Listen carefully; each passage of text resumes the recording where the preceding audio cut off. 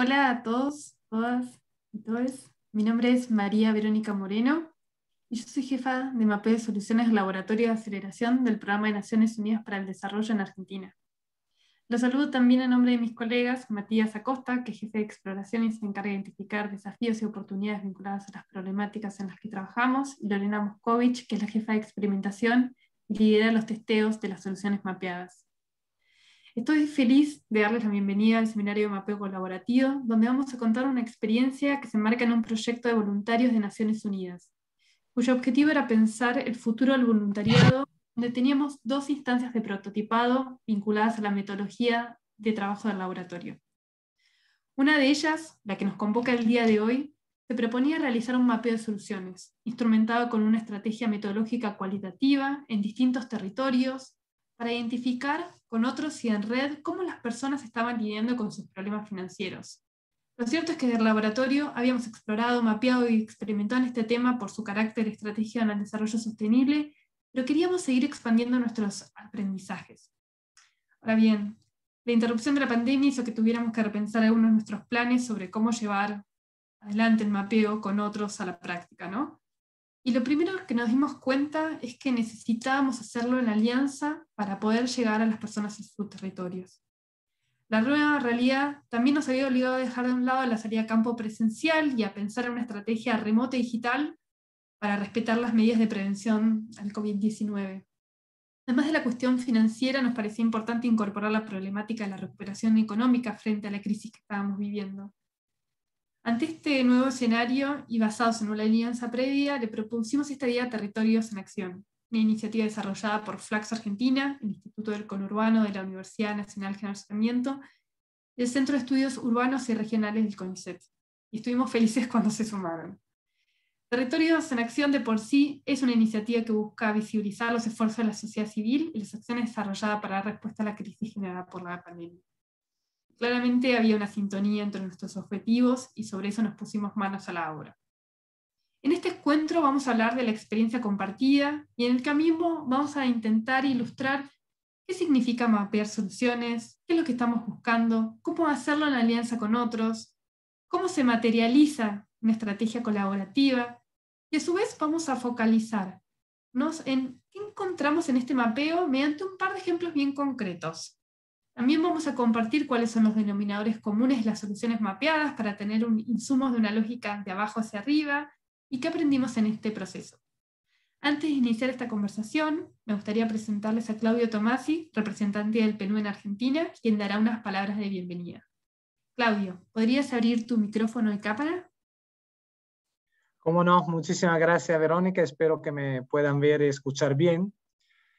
Y quiero sobre todo darle desde el Programa de Naciones Unidas para el Desarrollo, el PNUD, darle la más cálida bienvenida a este espacio de discusión sobre lo que es el mapeo colaborativo de soluciones sobre inclusión financiera y recuperación socioeconómica.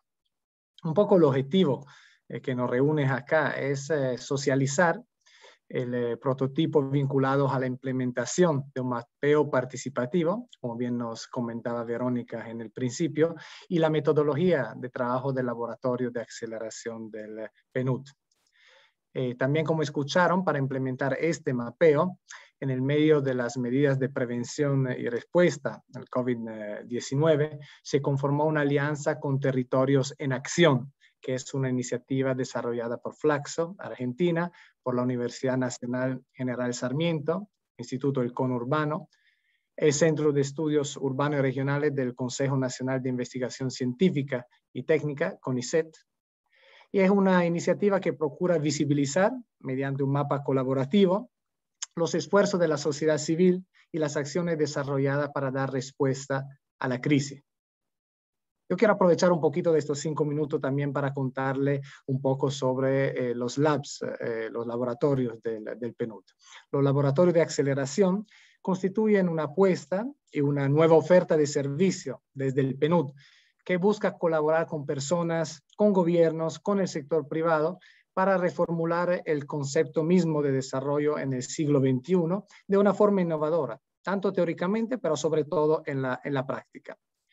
Esta red de laboratorio de aceleración está conformada por 91 equipos en este momento que cubren 115 países en el mundo, desde África, Europa Oriental, Asia, Pacífico, América Latina y el Caribe, y que conforman justamente una red y están conectados tanto con la realidad de cada uno de esos países como así entre ellos para poder nutrirse y compartir información y conocimiento.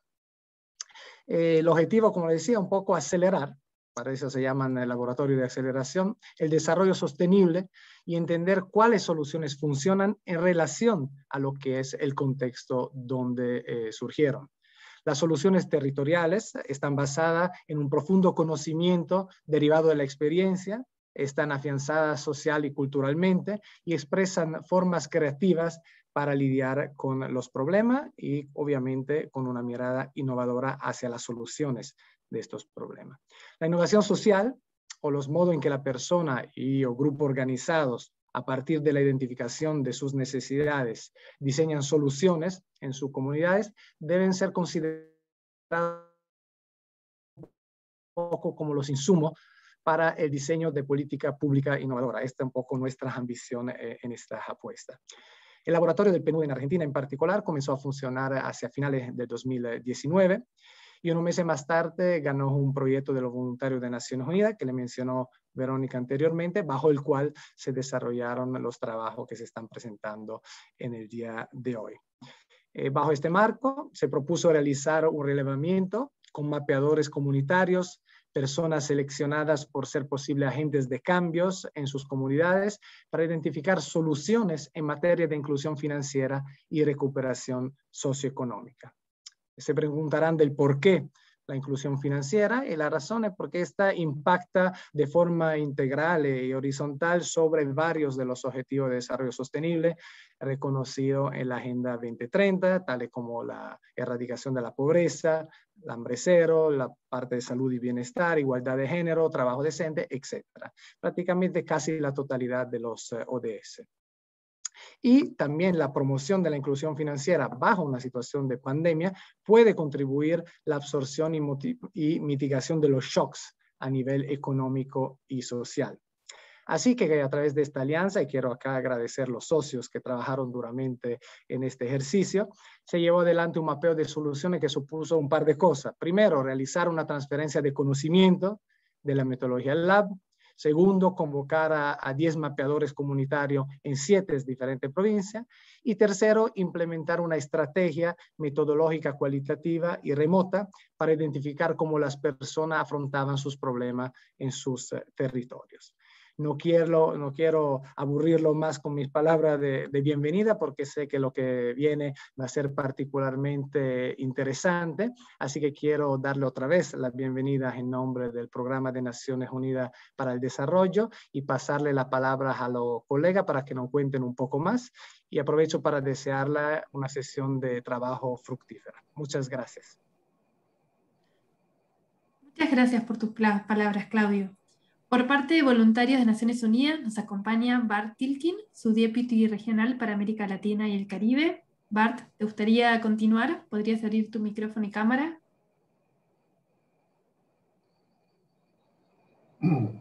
Buenos días, Claudio, colegas, amigos, amigas. En representación de nuestra gerente regional de UNV, Lita Paparoni, tengo el agrado de dar las palabras de bienvenida a este espacio que pone en valor el papel del voluntariado en la contribución innovadora al desarrollo sostenible. Quisiera empezar por recoger algunas palabras del administrador del PNUD, Achim Steiner, durante una reunión muy reciente con UNV. Él dice que la cooperación para el desarrollo de hoy y del futuro no se trata más de ayudar desde la transferencia de tecnologías, experiencias de éxito internacionales o la importación de expertas o expertos, sino la cooperación para el desarrollo de hoy busca que estemos en la capacidad y empatía de sumergirnos en las realidades de las comunidades a las que servimos, donde las personas reinventan y co-crean el desarrollo todos los días. Eso en búsqueda por cumplir sus sueños y aspiraciones pese a situaciones complejas y muy desiguales. Desigualdades que además se han visto exacerbadas durante la pandemia. Como programa UNV somos voceros y defensores del poder del voluntariado para sacar adelante esta forma importante de contribuir a un mundo más próspero, justo y sostenible. Creemos que el voluntariado, por su propia esencia, hace que nos adentremos a las soluciones de las personas y que el rol de los actores del desarrollo sea más bien conectar y potenciar esas iniciativas con recursos disponibles a nivel local e internacional. El voluntariado es también un elemento poderoso para fortalecer la gobernanza comunitaria, pues reúne a las personas en acciones concretas para propósitos comunes y a su vez también el voluntariado empodera y derriba barreras y prejuicios. Cuando nos enteramos realmente de que el PNUD lanzaba una red global de laboratorios de aceleración para ensayar nuevas formas de colaboración con socios locales que respondan a problemas concretos, supimos que debíamos acercarnos para colaborar más y mejor. Los laboratorios acercan y ensayan nuevas metodologías de innovación y colaboración, mientras nosotros abogamos porque el voluntariado sea considerado en estos ensayos como un medio poderoso que acelera el entendimiento de las realidades y potencia las soluciones en terreno. Por ello estamos aquí más que felices por los resultados del mapeo colaborativo que se va a presentar el día de hoy, donde un elemento esencial para identificar prácticas en materia de recuperación socioeconómica e inclusión financiera fueron las y los voluntarios comunitarios. Es hora de reconocer a todas las formas de voluntariado como un medio para fomentar la ciencia ciudadana, lograr la conexión entre la ciudadanía y los hacedores de política y, no menos importante, como la forma más costo efectiva de construir un legado social de personas empáticas y comprometidas con un mundo más justo. Tienen nuestro compromiso para seguir colaborando en esa dirección e identificar en conjunto nuevos modelos donde la fuerza del voluntariado acelera la forma en que se incide en lo público. Ojalá podamos replicar la colaboración con PNUD Argentina en toda la región. Muchas gracias y buena jornada. Muchas gracias, Bart, por tus palabras. Para dar comienzo al seminario, me gustaría presentar a algunos miembros del equipo interdisciplinario con balance de género y general que hizo posible este mapeo. Vamos a moderar este encuentro con Agustina Gradín, coordinadora del Programa de Organizaciones de la Sociedad Civil de Flaxo Argentina y co-coordinadora de Territorios en Acción. En calidad de expositores nos acompañan 3 integrantes del equipo de mapeadores comunitarios. Con nosotros estarán conversando Victoria Gómez Hernández, licenciada en Ciencia Política con especialización en Planificación y Administración Pública de la Universidad Nacional de Rosario. Fernando Laya, licenciado en Sociología de la Universidad Nacional de La Plata, especialista en Gestión de la Educación Superior y doctorando en Ciencias Sociales en la misma institución.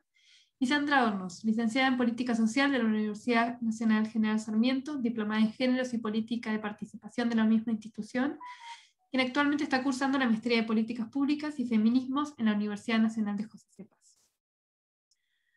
Ahora bien, después de esta introducción, les propongo empezar compartiendo qué entendemos por mapear soluciones. Si uno tuviera que hablar de 3 enfoques distintos sobre el diseño de soluciones, de soluciones a los problemas, uno podría pensar un enfoque más tradicional, que está ligado al análisis del problema, donde hay unos expertos tradicionales que son convocados por haber investigado el tema, por conocerlo, en los cuales realizan un diagnóstico que muchas veces se supone la recolección de datos, por supuesto, y en función de ese diagnóstico pormenorizado, en detalle, tratan de diseñar una solución que luego se implementa en territorio y que con la implementación y evaluándola uno puede distinguir tanto lecciones aprendidas como los factores de éxito. Ese es el modelo más frecuente. Otro modelo es ligado al prototipado, a la lógica del prototipado, donde se trabajan con muestras para probar cómo funcionan y cómo las personas interactúan con los modelos propuestos, y en sucesivas instancias se van corrigiendo en función de cómo las personas justamente interactúan para ir perfeccionándolo de manera más ágil.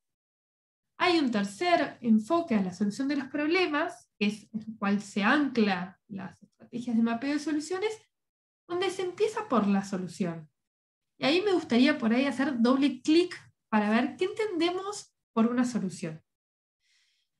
Nosotros entendemos por soluciones las formas en que las personas afectadas por los problemas y en sus territorios los resuelven, lidian con ellos o encuentran maneras para mitigar los impactos negativos de sus problemáticas.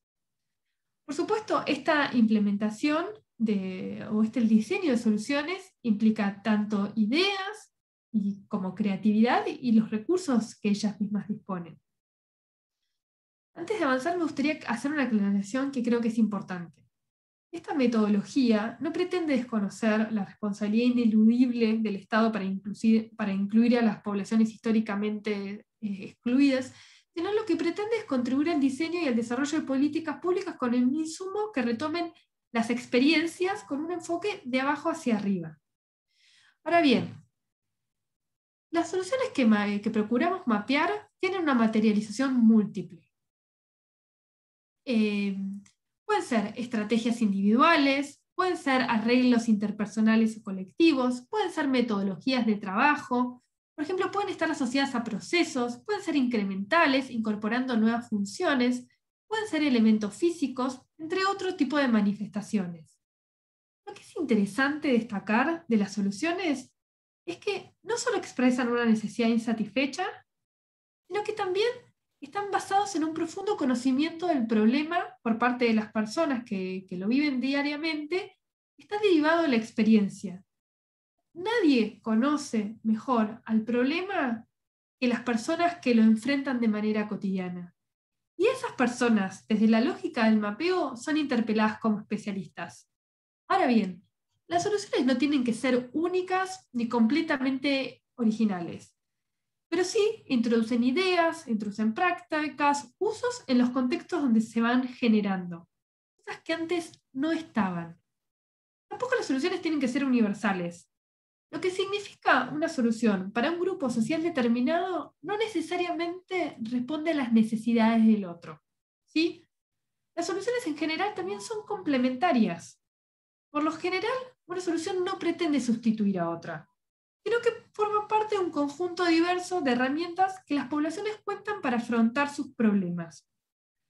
Lo que sí es importante para la lógica del mapeo es que las soluciones estén disponibles para que las comunidades puedan utilizarlas, para que otros puedan utilizarlas. Y lo que se va a ver justamente en este mapeo colaborativo es que en muchos casos, en distintos territorios y sin contacto entre sí, las personas llegan a soluciones similares porque tienen problemas y recursos similares. Ahí es donde nosotros tenemos que prestar atención para entender qué es lo que funciona en las poblaciones históricamente relegadas, ¿no? Entonces uno podría tomar a las soluciones en sí mismas o podría tomar algunos componentes que las conforman. Un poco algunos ejemplos de lo que aprendimos en el laboratorio en materia de inclusión financiera. Entre otras cosas, nosotros aprendimos que la confianza tiene que ser tomada como un insumo para instrumentos financieros para poblaciones en situación de vulnerabilidad. También aprendimos que la experiencia de usuario importa. El éxito de cualquier solución financiera está relacionado con las primeras experiencias sencillas, intuitivas y poco costosas. También aprendimos que los aprendizajes derivados de la práctica son más valorados por las personas que las capacitaciones teóricas, que terminan siendo internalizados y utilizados en la vida cotidiana, entre otros hallazgos. En fin, mediante un mapeo nosotros buscamos aportar elementos que permitan ayudar a la comprensión de las conductas y las preferencias de los sectores populares. También buscamos contribuir al diseño y al desarrollo, como venimos diciendo, de políticas públicas que renueven e incorporen algunas de estas experiencias que se ponen en práctica. Y también pretendemos dar paso a la experimentación, para recolectar evidencia, para testear cómo funcionan estas soluciones, para así promover ya con mayor seguridad que las soluciones mapeadas funcionan. Beca, si podemos ir a la slide anterior, es algo que a mí me gustaría por ahí que quede manifiesto del espíritu del mapeo, es que para mapear soluciones se requiere sensibilidad, una actitud de estar alerta, una escucha activa y una apertura ante la diversidad. Porque en el fondo lo que uno trata es de cambiar el lente, ¿sí? Y en lugar de poner en foco qué está mal para tratar de corregirlo, lo que vamos a tratar de identificar es qué es lo que funciona, qué es lo que está bien, para amplificarlo, para hacerlo crecer. Entonces sí, para recapitular, y vamos a la siguiente, ¿qué nos permite mapear soluciones? Mapear soluciones nos permite favorecer la comprensión de las experiencias de las personas que están afectadas por los problemas. Nos permite reconocer cuáles son los elementos que las personas valoran de las soluciones que ellas mismas encuentran. Nos permite encontrar y buscar patrones, cuáles son las regularidades que se repiten en las soluciones, para así abstraer las soluciones en particular y pensar en los componentes. Nos permiten identificar usuarios líderes, aquellos que por intuición, interés, lo que sea, son capaces de resolver un problema y pueden ser seguidos por otros. Nos permite pensar hipótesis, que son la base para investigar y para experimentar. Ahora bien, no hay una única manera de mapear soluciones y depende mucho la estrategia en función del desafío que uno aborde, ¿no? Pero por lo general está muy ligado al diseño de salidas de campo, ¿no? A la posibilidad de entrevistar, observar, registrar los hallazgos que van saliendo. Por ejemplo, en este caso del mapeo colaborativo, nosotros trabajamos con una guía de entrevistas semiestructuradas y una ficha de registro de las soluciones. Obviamente también podría incluir la implementación de métodos participativos y supone claramente el compromiso con las comunidades o los grupos que uno está convocando. En fin, me imagino que si llegaron a este punto quieren saber cómo hicimos el mapeo que nos convoca. Agustina, ¿querés compartir cómo siguió esta historia? Abriendo tu micrófono y cámara. Muchísimas gracias, Verónica. Muchísimas gracias a todas, a todos y a todes. Desde Territorios en Acción fue una experiencia muy interesante haber compartido junto con el Colab este mapeo de soluciones innovadoras.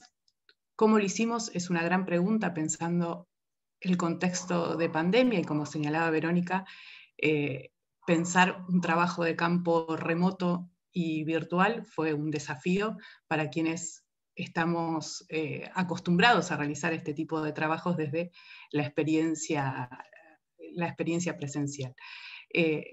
Lo primero que hay que destacar fue la alianza entre el Colab y Territorios en Acción, y me gustaría contarles que Territorios en Acción, como señalaba Verónica, es una iniciativa colectiva del Instituto del Conurbano de la General Sarmiento a través de la doctora Adriana Rothman, el Centro de Estudios Urbanos y Regionales del CONICET a través de la doctora Paula Rosa y el Programa de Organizaciones de la Sociedad Civil del Área de Estudio de Políticas Públicas de Flaxo Argentina a través de mi persona, pero que nos acompañan un equipo de 15, 14 integrantes de estas instituciones, y a su vez Territorios en Acción está compuesto por una red de instituciones y organizaciones adherentes que colaboran con la iniciativa y que fue lo que nos permitió poder encarar este desafío de pensar un mapeo de soluciones a nivel nacional,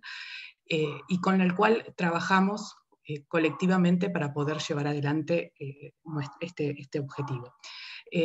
La alianza entre el Colab y Territorios en Acción nos permitió poder encarar una convocatoria a 10 jóvenes mapeadores, para lo cual pudimos conversar con las instituciones que forman parte de Territorios en Acción y seleccionar a 10 jóvenes que trabajaran en temas vinculados a las organizaciones de la sociedad civil, el desarrollo comunitario, el desarrollo territorial, y para lo cual fuimos convocando a 10 compañeros, de los cuales nos están acompañando tanto Victoria, Sandra y Fernando, pero que también formaron parte de este equipo y los quiero mencionar: a Alfonsina Parra, a Cintia Leal, a Florencia Nieva, a Morena Patricio, a Verónica Vila, a Leandro Rodríguez y a Matías Rieri, que entre todos construimos este mapeo de soluciones innovadoras, y creo que es destacable tanto la participación de todas y todos en esta experiencia, como también el aporte que cada uno hizo a través de su propia experiencia y a través de su propio vínculo. Para poder realizar el mapeo de soluciones, lo primero que hicimos fue construir una muestra de vecinas y vecinos de diferentes territorios con 2 criterios fundamentales que conversamos con el COLAB y que considerábamos que eran importantes a tener en cuenta en este proceso. El primero tenía que ver con poder lograr una muestra de alcance federal, es decir, poder trabajar sobre diferentes experiencias territoriales, para lo cual trabajamos con 7 provincias, que fueron, las voy a mencionar también: la provincia de Buenos Aires, Santa Fe, Tucumán, Jujuy, Río Negro y Chubut. Dentro de la provincia de Buenos Aires trabajamos con 2 localidades bien diferenciadas: la ciudad de La Plata y la zona de San Miguel y José Cepaz. Esto nos permitió poder tener una mirada integral de las diferentes realidades de nuestro país. Y en segundo lugar, tuvimos el criterio de poder respetar dentro de nuestra muestra de vecinos y vecinas la equidad de género, para poder mirar diferentes realidades.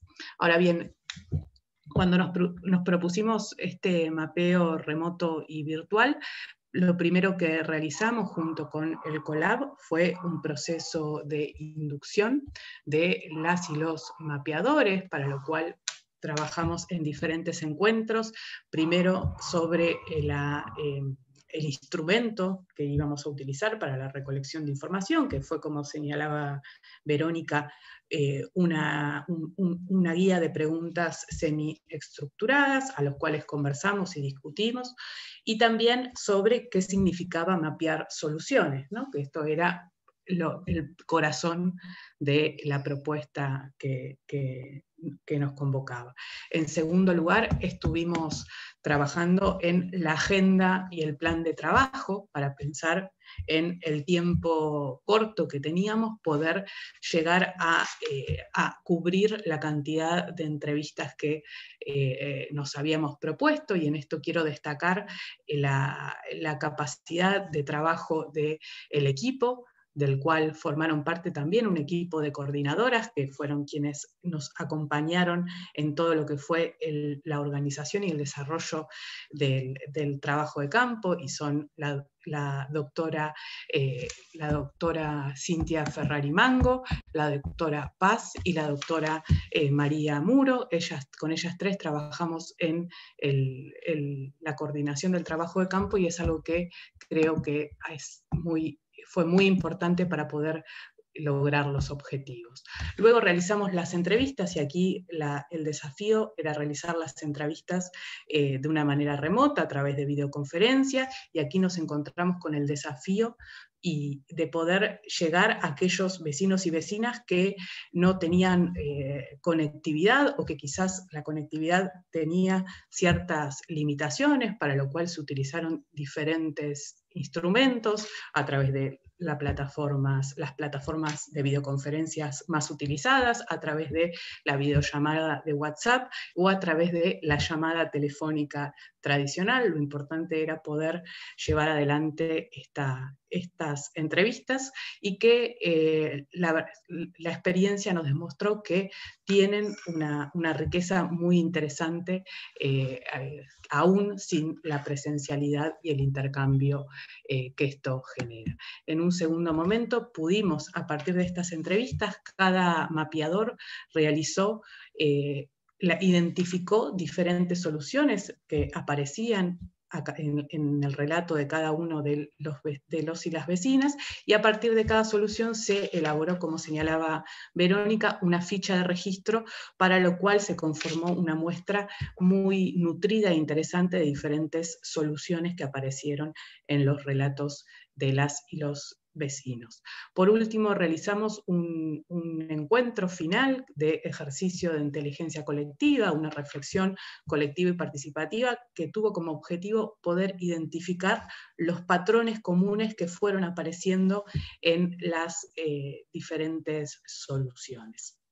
De este ejercicio de inteligencia colectiva pudimos identificar 4 grandes grupos de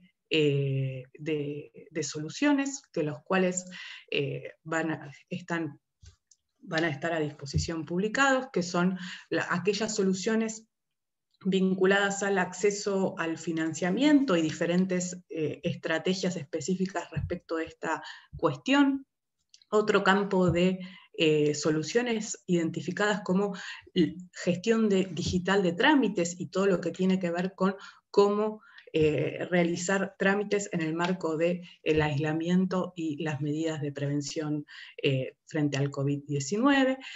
Otro campo de soluciones vinculadas a la reconversión productiva hacia la producción de alimentos y diferentes estrategias en este sentido. Y por último, todo un campo de solución vinculada a las formas de comercialización en situaciones de no presencialidad. En este marco de estas 4 grandes áreas de soluciones identificadas, queremos compartir con ustedes dos experiencias particulares que nos parecían interesantes para poder pensar sobre soluciones innovadoras, y para eso le voy a dar la palabra a mi compañera Victoria, quien va a presentar la primera solución. Gracias, Agus. Bueno, hola a todos, mi nombre es Victoria, soy de Rosario, de la Universidad Nacional de Rosario, formo parte del equipo de provocaciones urbanas de la Facultad de Ciencia Política y fui una de las mapeadoras del informe que estamos presentando. Bueno, quería agradecer a PNUD por la invitación, a las compañeras de TEA por haber acompañado todo el proceso de una manera muy respetuosa, muy presente, muy amorosa. Y bueno, si bien vamos a ser 3 les compañeros que presentemos el informe, agradecer y saludar a los 10 compañeros que fuimos parte del equipo mapeador del informe que vamos a presentar. En lo particular, me toca presentar lo relativo a la gestión digital de trámites. Bueno, creo que todos acá, o quizá todas las personas en el mundo, a partir de la aparición del COVID, y sobre todo desde que se decretó el aislamiento, nos hemos visto involucrados en alguna situación en la que teníamos que tramitar una gestión digital, trámites relacionados a diversos motivos, trámites para cobrar dinero, trámites para pagar servicios, trámites que involucran cuestiones relacionadas a la protección social, a las prestaciones como las jubilaciones, las pensiones, los programas sociales, el IFE, trámites para gestionar por ahí una documentación que se extravió, como es el DNI, que al mismo tiempo sirve para hacer todos los otros trámites. Bueno, lo cierto es que cuanto más veíamos limitada la circulación, más aumentaba la digitalización, la virtualización, la tecnologización, y todas estas palabras que suenan maravillosas y que podemos decir, wow, qué moderno, cuánto avance, qué progreso, que si bien lo son para muchos de nosotros, para otros sectores implican una mayor exclusión y quizá hasta una privación de derechos. Particularmente a nosotros nos tocó mapear los barrios populares, para quienes estamos involucrados quizá en los estudios urbanos, les llamamos territorios. Pasamos al próximo slide. Y bueno, cuando mapeábamos nos encontrábamos con algunos problemas. El principal problema en cuanto a los trámites digitales tenía que ver con el circuito del dinero. Ahí en ese gráfico podemos ver a lo que llamamos circuito del dinero, y veíamos que el circuito del dinero implica ciertas cuestiones que para los sectores populares implicaban limitaciones. ¿Cuáles eran esas limitaciones, esos problemas? Y principalmente era que para poder hacer un trámite necesitábamos de un dispositivo móvil o de una computadora, que esos dispositivos funcionen bien, que esos dispositivos sean lo suficientemente modernos como para que se puedan conectar. Para poder conectarnos necesitábamos tener servicio de internet, necesitábamos poder acceder a la conectividad. Otra cosa que necesitábamos y que aparecía muchísimo era tener una cuenta bancaria, estar bancarizado, que tampoco era lo más común dentro de los vecinos y las vecinas que estuvimos mapeando. Y que para poder tener una cuenta bancaria había que hacer un trámite. Por lo tanto, también era una limitación. Y después otro factor muy importante que encontrábamos es que dentro de los barrios populares la red de comercialización estaba muy ligada al dinero efectivo. Entonces aparecía aquí lo que es, los cajeros automáticos, que quizá para muchos pueden parecer vetustos o antiguos, pero que eran un factor fundamental, porque para poder comprar insumos necesarios, como pueden ser los alimentos, en el barrio era necesario tener efectivo, y para poder acudir al efectivo era necesario tener un cajero cerca. Entonces, todo este circuito del dinero presentaba limitaciones en todos sus factores, y nosotros creemos que podemos concluir que había dos grandes problemas que se hicieron evidentes durante el aislamiento. Uno son las grandes dificultades para responder y principalmente para conocer cuáles eran los problemas que había en los territorios y en los barrios populares. Y otra gran evidencia que se dio durante la pandemia es la profunda brecha digital que tiene nuestra sociedad. Pasamos al próximo slide. Bueno, el objetivo, como decían Agus y Vero, era un poco poder mapear, relevar, encontrar aquellas soluciones que se daban los vecinos y las vecinas para responder a estos problemas.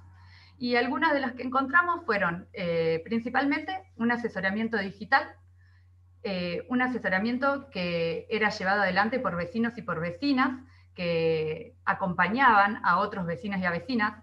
Estos vecinos eran, por lo general, muy conocidos en el barrio, podríamos llamarlos referentes.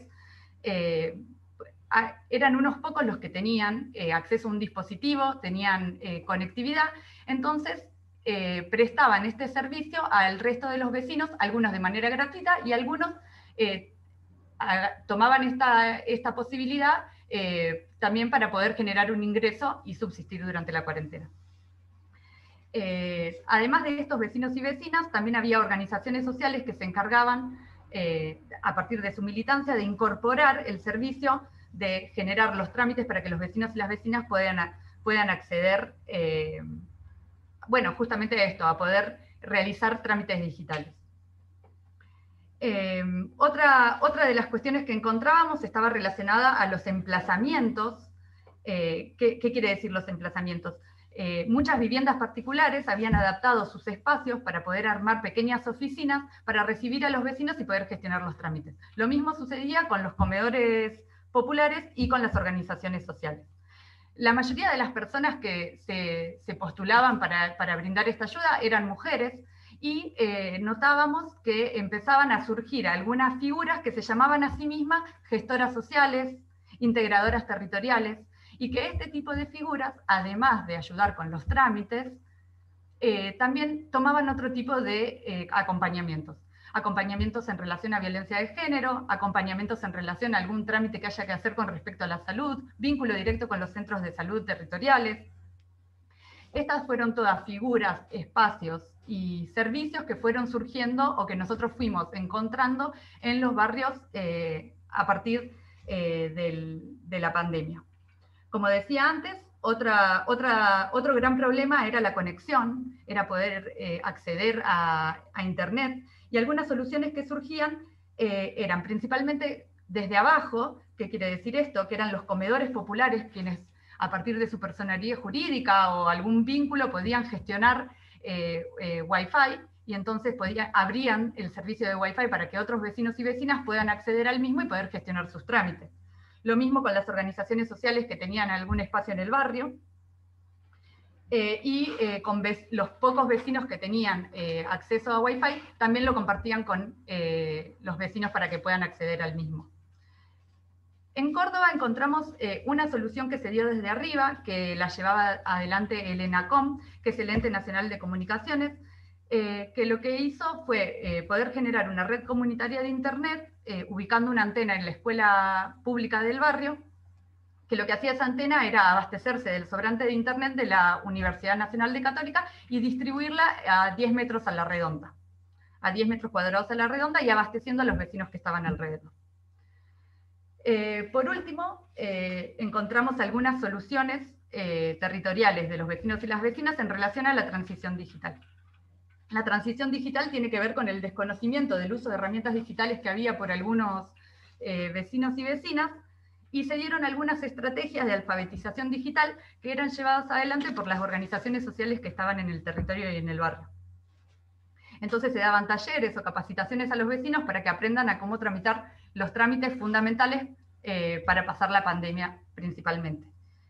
También encontramos y relevamos algunos procesos de formación para comerciantes. Como yo dije antes, uno de los problemas que había era que las redes comerciales de los territorios funcionaban principalmente con efectivo.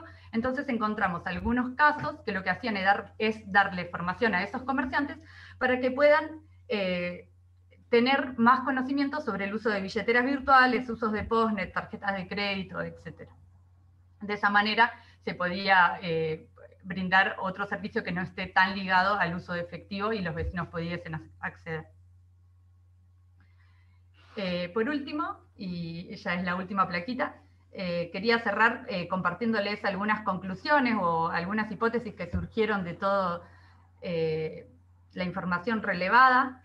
Creemos que hubo un vuelco muy marcado, muy superlativo hacia los canales digitales, y que este vuelco tan rotundo se hizo sin planificación ni previsión, sin esfuerzos abocados a la transición digital que permita reducir esa brecha digital que era el principal impedimento para poder gestionar trámites fundamentales. El aislamiento evidenció grandes dificultades para la gestión de trámites,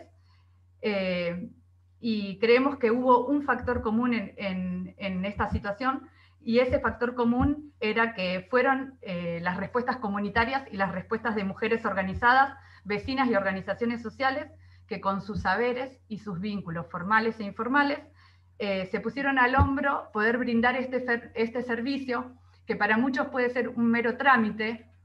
Incluso trámite es una palabra que usamos mucho para decir es un trámite, es algo sencillo, algo superfluo, algo que se resuelve rápido, que para muchos puede ser un trámite, pero que estamos hablando de algo mucho más profundo. No se trata solo de gestionar un trámite, sino de poder garantizar un servicio esencial que para todas las personas que vivían en estos territorios era la garantía para sostener la vida de las y los vecinos que habitaban ahí. Así que esto es un poco lo que pudimos mapear y encontrar en relación a la gestión digital de trámites. Y ahora le voy a dar la palabra a mi compañero, a Fernando Laya, que les va a compartir la información acerca de las ferias virtuales. Fer, te paso la palabra. Gracias, Victoria. Buenos días a todas y a todos. Quiero agradecer primero que nada, al PNUD y a Territorios en Acción por haberme posibilitado participar de esta experiencia tan rica, por la posibilidad de participar de este seminario. Agradecer a todas y a todos los que se han conectado para participar de este seminario también.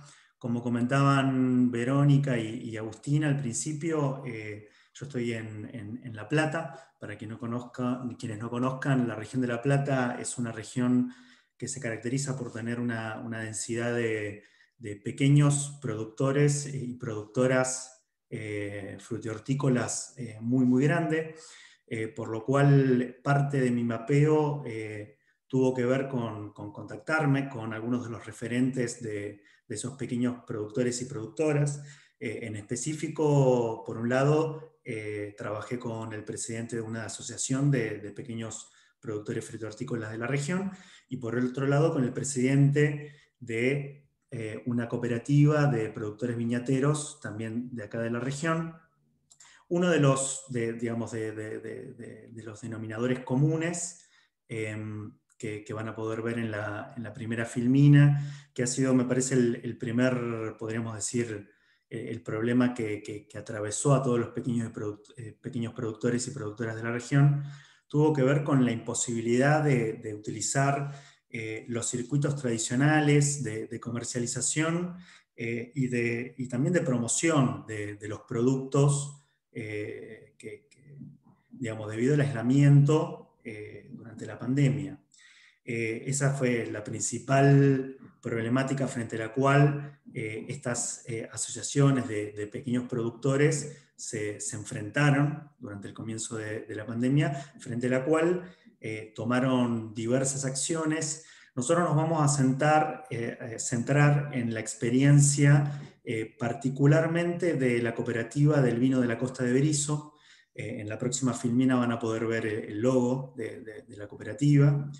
Esta cooperativa, que es la cooperativa del vino de la Costa de Berisso, es una cooperativa de viñateros de la región, que es, podríamos decir, en sus características tiene que ver con muchos pequeños productores digamos, que producen en quintas familiares, en donde el nivel digamos, las características técnicas de la producción son muy bajas, es una producción muy artesanal, podríamos decir, y muy asociada a las tradiciones de Berisso, de la costa del Río de la Plata. La producción se realiza con una uva que es específica de esta región, que es la variedad Isabela.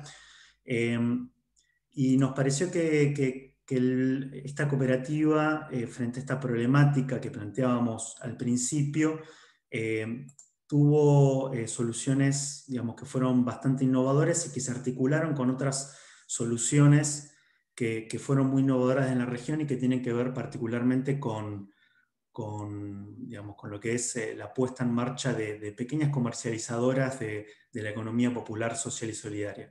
Pero para ir en orden, creo que en esta, digamos, las acciones que fueron desarrollando tienen que ver, por un lado, frente a esto, ¿no? Frente a la imposibilidad de comercializar, por ejemplo, digamos, la cooperativa del vino de la Costa, la mayor parte de su producción la comercializaba a través de una red de pequeños comercios en la zona de La Plata, Berisso y Ensenada, que debido a las restricciones los primeros meses del año pasado cerraron totalmente, por lo cual todos sus circuitos se habían visto afectados.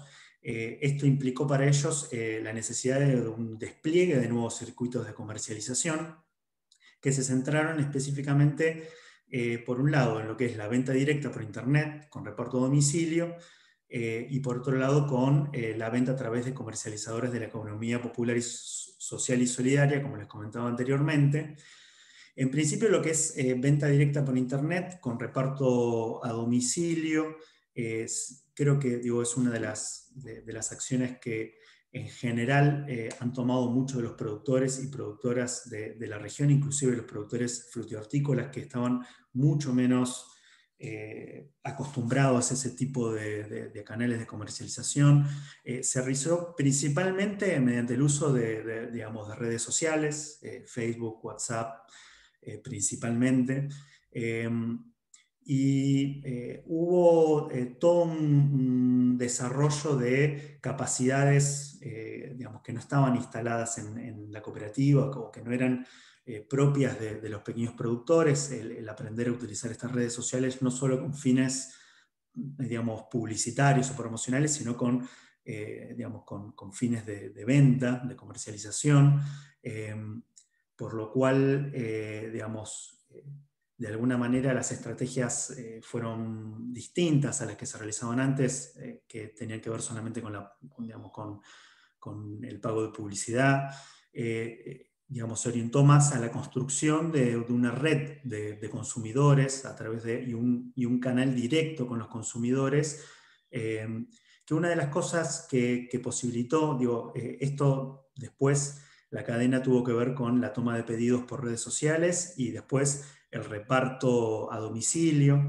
Una de las cosas interesantes de la cooperativa es que armó toda una red de repartidores en la zona a partir de familiares, de conocidos, de amigos, y eso facilitó digamos, lo que es la distribución del producto. Pero una de las cosas que me pareció más interesante es que también les permitió, de alguna manera, la identificación de consumidores, la identificación de sus preferencias, y además, a partir de esa identificación del consumidor y de sus preferencias, el diseño de productos y de estrategias de venta, digamos, innovadoras respecto, digamos, que representaron un salto cualitativo para la cooperativa, por lo cual, digamos, de alguna manera es una capacidad instalada que la cooperativa y los productores digamos, valoran en términos digamos, de que se va a mantener en el tiempo, independientemente de lo que dure la pandemia y la cuarentena, esta posibilidad de tener un contacto directo con el consumidor y un conocimiento del consumidor y el diseño a partir de eso, de su estrategia de promoción y también del diseño de sus productos. Por otro lado, digamos, también hubo la posibilidad de generar nuevas estrategias de difusión y instalación e interacción con los consumidores, en particular con el vino de la costa, con la cooperativa dio lugar a una experiencia muy, muy interesante, que si pasamos a la próxima filmina van a poder ver el flyer promocional del que les estoy hablando. La cooperativa mantiene desde el año 2004 una importante fiesta en la localidad, en la municipalidad de Berisso, que es la fiesta del vino de la costa, que el año pasado se vio frente a la imposibilidad de realizarse como tradicionalmente se realizaba, y la cooperativa desarrolló toda una estrategia de realización de esa feria en formato virtual, que fue todo un desafío, y que dio digamos, lugar a experiencias que fueron totalmente innovadoras, o sea, frente a la posibilidad de que la fiesta no se realizara o de que no tuviera el brillo que tenía para la región, digamos, lograron, mediante todo un proceso de mucha creatividad y de innovación, no solo replicar la fiesta, sino realizar actividades que en otro contexto no se hubiesen podido realizar. O sea, por ejemplo, se realizó en el marco de la fiesta una reunión de productores viñateros de todo el país, y inclusive con representación de Uruguay, algo que durante muchísimos años habían tratado de realizar y no habían podido por los costos que eso implicaba. Pudieron realizar digamos, una cata de vinos virtual, guiada, que llevó a que muchísimos consumidores que no estaban acostumbrados a ese tipo de experiencias pudieran participar. La verdad que la cooperativa, bueno, valora toda la experiencia y de nuevo también mantiene la idea de que, digamos, aunque existiese la posibilidad de volver a realizar, digamos, o cuando exista la posibilidad de volver a realizar la fiesta en formato presencial, seguramente van a estar manteniendo muchas de estas actividades en formato virtual. Y por otro lado, otra de las acciones que se realizaron en términos de lo que es el despliegue de nuevos circuitos de comercialización, que es el que les comentaba antes, vinculado a las comercializadoras de economía popular, social y solidaria, que es algo que tomó muchísima fuerza en la región. Digamos, existían previamente la pandemia, pero durante la cuarentena tomaron un rol protagónico. Estas pequeñas comercializadoras que están muy centradas en el contacto directo entre consumidor y productor y en la noción del precio justo, lograron de alguna manera fortalecer la posición de muchos de los productores de la región que habían visto imposibilitadas sus ventas. Pero una de las experiencias que a nosotros nos resultó más interesante y que además es a la cual se volcó exclusivamente la Cooperativa del Vino de la Costa, tuvo que ver con la comercializadora que depende de la Universidad Nacional de La Plata, que se llama La Justa. Es una comercializadora que depende de la Prosecretaría de Políticas Sociales, específicamente de la Dirección de Fortalecimiento de la Economía Popular, Social y Solidaria, que reunió a pequeños productores y productoras de la región que ya venían trabajando con la universidad, pero armó de alguna manera esta plataforma de intercambio no mediado o mucho más directo entre productores y consumidores, en el que hay además digamos, un diálogo permanente con el consumidor y con los productores, por lo cual permanentemente hay como innovaciones vinculadas a las necesidades de dichos actores. Ahora ahí pueden ver el flyer de difusión, los primeros flyers de difusión que se hizo desde la comercializadora, que hoy, al día de hoy, cuenta además con un carrito virtual, que esa es otra de uno de los pedidos que estaban teniendo muchos de los productores y de los consumidores, que facilitaba mucho el proceso digamos, de comercialización. Fernando, muy interesante las experiencias. ¿Podemos ir dando paso al próximo expositor? En la última filmina vemos los resultados, que simplemente para comentarlo, fue el aumento de las ventas, todos destacan eso, el acceso a nuevos consumidores y además, como les comentaba antes, el diseño de una oferta basada en el perfil del consumidor. Así que le voy a dar la palabra a Sandra y les agradezco mucho nuevamente.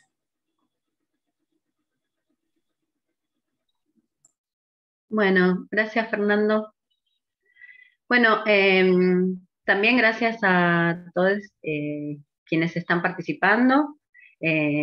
También fui parte de este equipo de mapeadores. Si bien estamos siendo 3 personas las que representamos a todo este equipo que ha trabajado, quizás es importante mencionar que fueron varios integrantes y además todas estas iniciativas, soluciones que fueron detectadas de algún modo, pero si bien, digamos, quienes fueron nuestras personas entrevistadas fueron quienes nos dieron, digamos, respuestas a lo que estábamos buscando, a partir de entender básicamente que la pandemia en sí configuraba un problema en tanto de que se profundizaban las inequidades, y por eso es que nos dirigimos y pensamos en cómo estaban resolviendo la vida las personas que tenían restringido el acceso al trabajo y el acceso a otros ámbitos donde era necesario poder dar respuesta, principalmente, digamos, en las cuestiones económicas. Y bueno, acá lo que yo les voy a traer va a ser un poco un resumen, digamos, de todo lo que fuimos trabajando, remarcar que estas iniciativas fueron recopiladas a lo largo de todo el país, por eso el carácter de este mapeo fue federal. También, digamos, tuvimos en cuenta la cuestión de respetar la equidad de género, que también estuvo mencionando un poquito Victoria, como para poder sintetizar o hacer un recorrido de todo lo que estuvimos viendo. Por un lado, digamos, queremos identificar los patrones en común que se han caracterizado en todo este mapeo. Hay una cuestión, digamos, que atravesaron, digamos, estos patrones en común y también las iniciativas que tienen que ver con el carácter comunitario, con el carácter de la importancia fundamental de la comunidad, ¿sí? Eso es una de las cosas que quizás, digamos, las pensábamos, pero que se fueron reforzando en cada una de las entrevistas que íbamos teniendo, donde además eso se transformaba no solamente un valor en tanto las respuestas y soluciones vinculadas al financiamiento o a lo económico, sino también vinculado a un contexto de pandemia, donde, bueno, nos pasan muchísimas cosas, no solamente, digamos, de garantizar que necesitamos trabajar, sino también con lo que tiene que ver con las personas, con la contención, con poder saber que hay otras personas al lado nuestro. Una de los patrones en común que estuvieron presentes tiene que ver con la masificación de la conectividad, digamos. Eso, digamos, no implica, digamos, que hubo una reducción de la brecha digital, pero sí una cuestión donde diferentes personas, a partir de su posicionamiento en relación a las redes o a la conectividad, fueron encontrando respuestas de cómo hacer. Es decir, encontrándose en un lugar donde había un punto de conexión, intercambiando dispositivos o haciendo recomendaciones, o explicando, por ejemplo, cómo se utilizan las tarjetas virtuales para compras. Entonces, eso hizo, digamos, que esas herramientas se empiecen a utilizar y puedan dar respuesta a estas iniciativas. Después, en la cuestión de la dimensión de financiamiento, fue importante las políticas distributivas que se realizaron en Argentina, porque bueno, todas estas entrevistas fueron en el contexto de nuestro país, donde hubo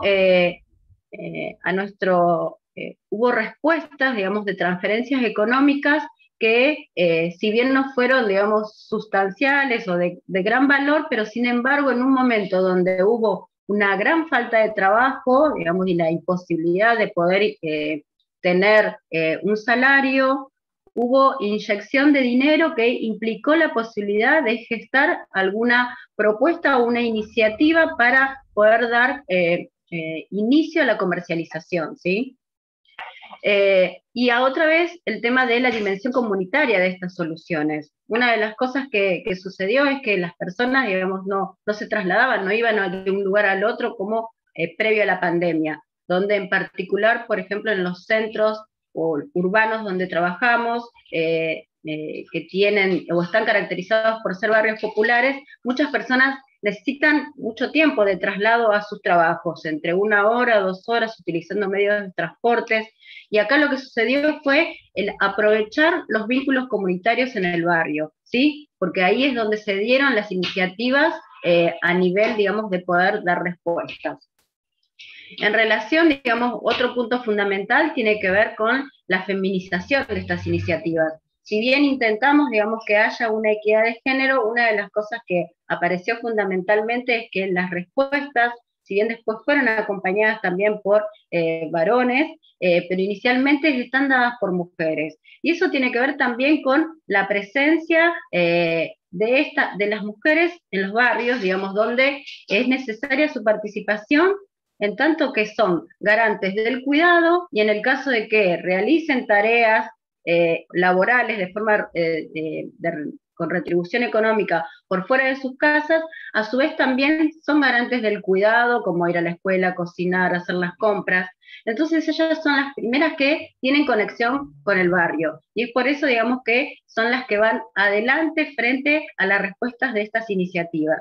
Después, otro punto a destacar fue, digamos, también la participación de no solamente iniciativas individuales, sino también de otras organizaciones que colaboraron también a estas acciones, digamos, de respuestas en tiempos de pandemia, organizaciones vinculadas a personas LGTBIQ, y la presencia de estas organizaciones también nos dio cuenta en este mapeo de otras respuestas, no solamente al financiamiento, sino a problemáticas como, por ejemplo, la atención a la violencia de género, que es una problemática que está, digamos, puesta, digamos, en escena, porque lo que sucede es que la violencia de género se produce en el ámbito doméstico, y con la presencia de la pandemia y el aislamiento, lo que se provoca es que las personas deban permanecer en sus hogares, y eso profundiza muchísimo más esta problemática. Es algo que nos pareció, digamos, importante mencionarlo, y que no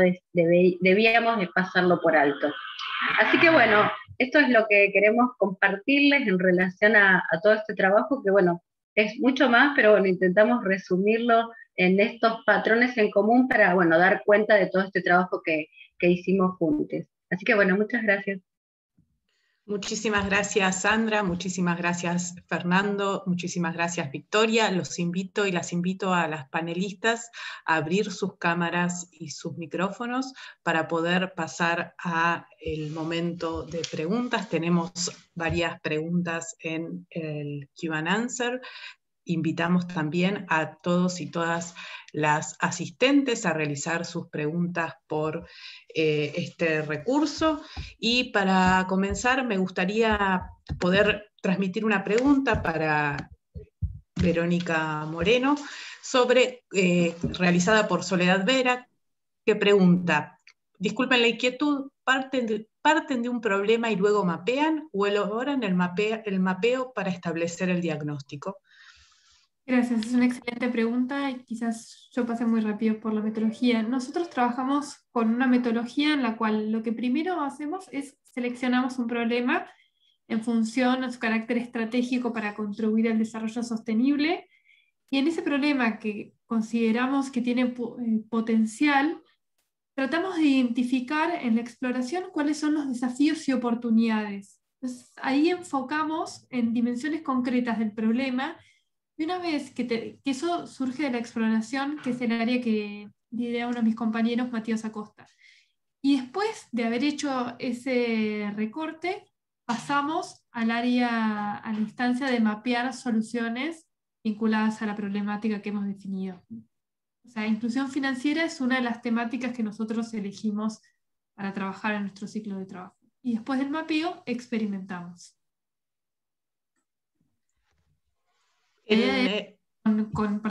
Cuando testeamos, tenemos evidencia y con esos datos podemos estar más seguros que las soluciones que promovemos funcionan. Podemos, tomando lo que propone Verónica, pensar algunas experiencias de aplicación y de experimentación de estas soluciones. Sí. Lorena, ¿te gustaría comentarlo? Sí, cómo no, un segundo que prendo la cámara. ¿Me escuchan bien? Sí, perfecto. Bueno, antes que nada, buen día y gracias por permitirme compartir la oportunidad de compartir cómo sigue esto, ¿no? Fue muy claro en todo el mapeo cómo la intermediación a nivel local de soluciones digitales fue clave en el contexto de la pandemia, y creemos que había 3 factores que explicaban el éxito de estas soluciones.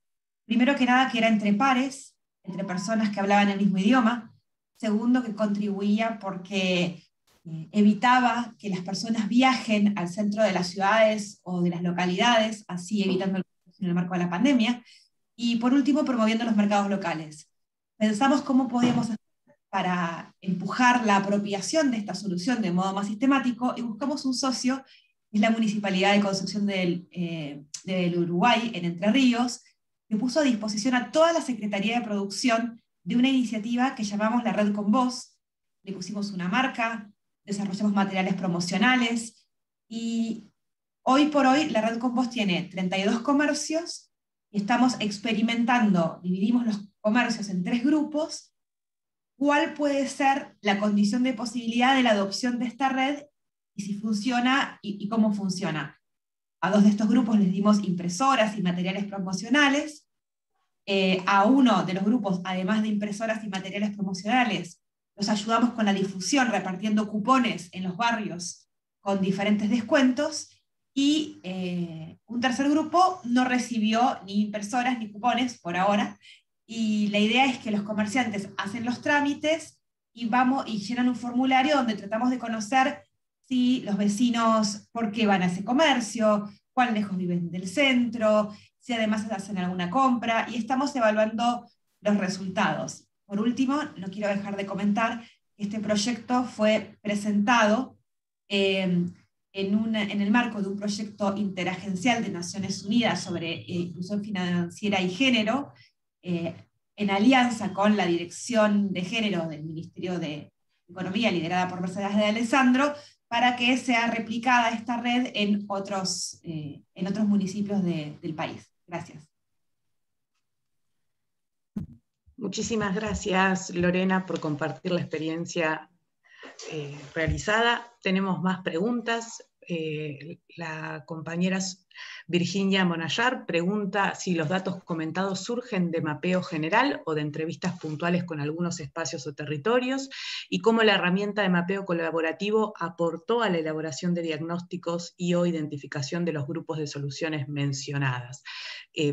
Si me permiten, voy a responder esta pregunta puntual. Creo, Virginia, que el mapeo general se realizó a través de entrevistas en profundidad, para lo cual seleccionamos 7 provincias en las cuales se realizaron un total de 40 entrevistas en profundidad a vecinos y vecinas de los territorios, de los barrios en los cuales las y los mapeadores residen y trabajan habitualmente, con el objetivo de poder construir la información a partir de la cercanía que genera ser vecinos y vecinas de los barrios, ¿no? Y de poder, a partir de ese vínculo previo, poder conversar e identificar estas soluciones. Y efectivamente creo que la herramienta de mapeo colaborativo permite elaborar diagnósticos e identificar estas soluciones. Cuando hicimos en la experiencia la identificación de soluciones fue una identificación abierta, si bien ya teníamos previamente identificado algunas problemáticas que queríamos abordar, tuvimos la apertura necesaria para poder permitir que emerjan diferentes experiencias. Luego de identificar las diversas soluciones, a partir de la reflexión colectiva pudimos identificar estos 4 grupos de soluciones, pensando o identificando los patrones comunes que aparecían en relación a esos temas, ¿sí? Pero creo que en eso el mapeo de soluciones es una herramienta muy interesante para pensar un diagnóstico, como decía Verónica, de abajo hacia arriba, ¿no? De pensarlo desde los propios territorios. Hay otra pregunta de Gastón Santi Kremer para Verónica sobre cuál es el rol del análisis de datos Big Data en la etapa de exploración y de mapeos. Para la etapa de exploración, Matías, si querés abrir micrófono y cámara y contarle mejor, nosotros voy a contar que en mapeo en general trabajamos con una lógica mucho más etnográfica que Big Data. Entonces trabajamos tratando de adentrarnos en los territorios y ver cómo las personas diseñan y crean soluciones a sus problemas. Pero Mati, si vos querés comentarle la exploración sería ideal. Dale. Bueno, muchas gracias por la pregunta. A ver, utilizamos distintas herramientas, digamos, como para hacer prospectiva o análisis de datos que dan lugar, digamos, a esta segmentación de las problemáticas y análisis de tendencias que luego dan lugar a mapeo de soluciones en un área concreta, ¿no? En cuanto a Big Data, hemos, digamos, utilizado algunas grandes bases de datos para hacer algunos análisis de patrones, pero todavía no lo hemos utilizado como una herramienta, digamos, de uso cotidiano. Hemos utilizado más, bueno, por ejemplo, algunas fuentes de datos no convencionales, como inclusive utilización de Open Hardware. Y en cuanto a análisis de grandes datos, lo que hemos usado por ahí es más, sí, digamos, análisis concretos de información como para encontrar ciertas problemáticas, pero no lo hemos utilizado para encontrar patrones emergentes. Para encontrar patrones emergentes hemos más analizado distintas fuentes particulares asociadas con prospectiva estratégica, sea desde mismos, digamos, documentos de prospectiva hasta algunas técnicas de escaneo de horizontes. Y particularmente, digamos, solemos trabajar más bien en ciclos de trabajo de entre 3 y 6 meses, con lo cual nosotros mismos no generamos, en la gran mayoría de los casos, grandes bases de datos propias. Pero bueno, por ejemplo, en el caso de la pandemia hemos trabajado con también con algunos equipos que analizaban estas tendencias con grandes bases de datos. Pero bueno, o sea, particularmente herramientas más concretas, por ejemplo, que hemos usado para la exploración es ruedas de futuro, escaneo de horizontes, encuestas con expertos, codificación de cierta información en ámbitos particulares, bases de datos abiertos. Ahí nos metemos un poco en grandes bases de datos, pero de nuevo no es una técnica tan convencional. Y algunos conceptos de escaneo ecosistémico y análisis de actores involucrados, tanto directa o indirectamente en las temáticas particulares que analizamos. Eso sería un resumen.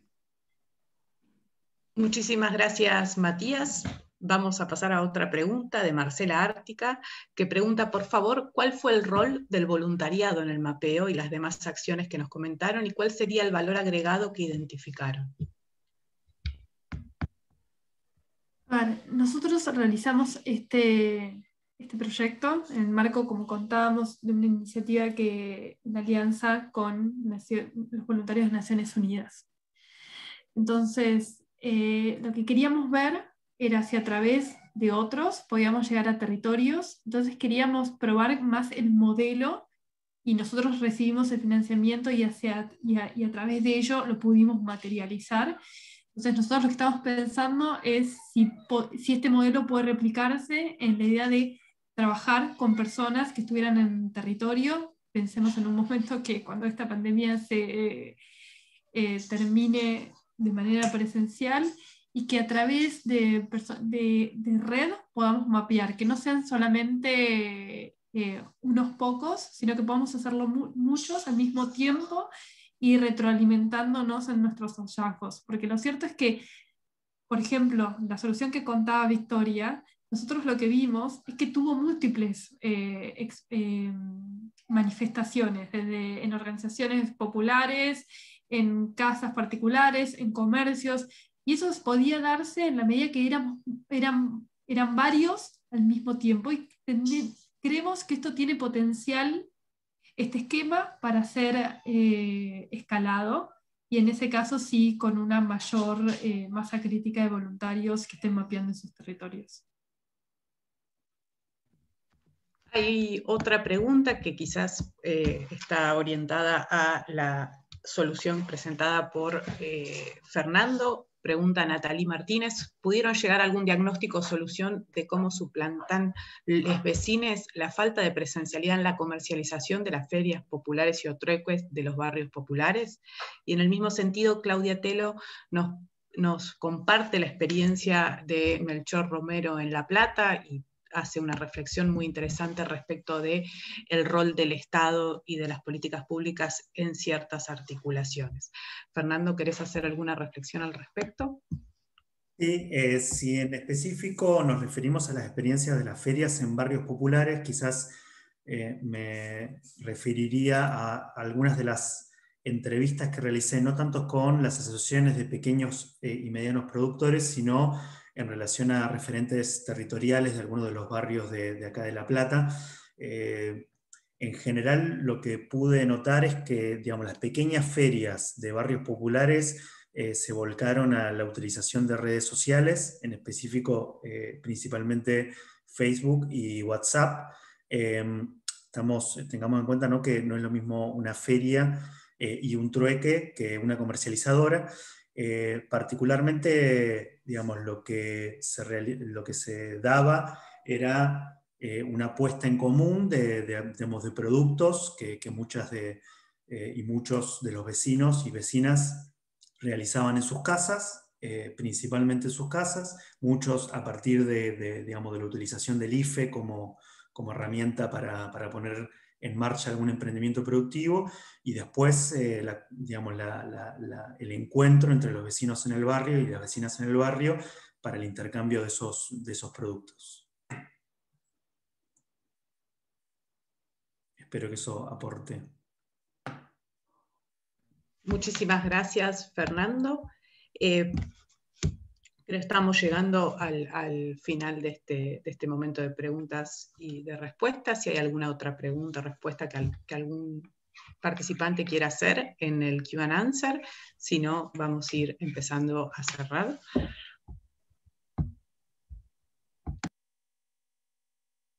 Bueno, si no hay ninguna otra, queremos cerrar el encuentro.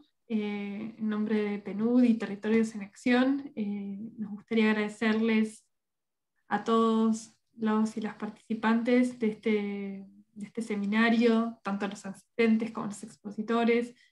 Para nosotros es clave compartir lo que hicimos y cómo lo hicimos para seguir iluminando la importancia de considerar los insumos de base con una lógica de vuelta de abajo hacia arriba para el diseño y la dinámica de las políticas públicas.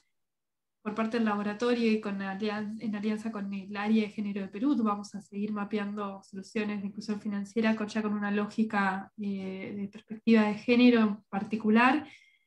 Y quedamos en contacto con ustedes, tanto desde el laboratorio como de TEA, a través de nuestras redes, y les agradecemos mucho habernos acompañado.